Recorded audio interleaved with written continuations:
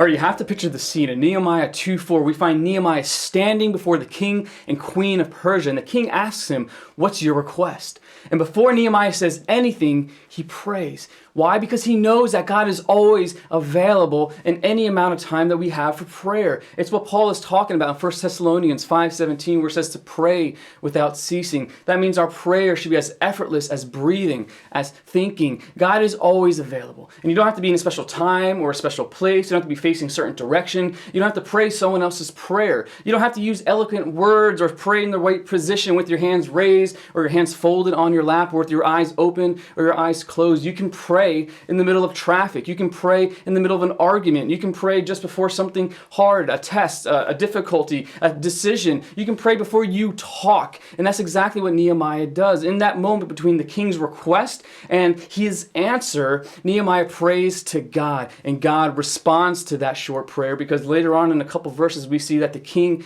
answers Nehemiah favorably. So you always have time for prayer. And that's today's Bible Munch. In the comments below, I'd love to hear some of the short prayers that you use. And I'd love to hear about the verses and scriptures, passages that remind you of God's faithfulness, remind you of his presence, and that he's always available to hear your prayers. And that's enough for me. It's time for you to open up God's word and get munching.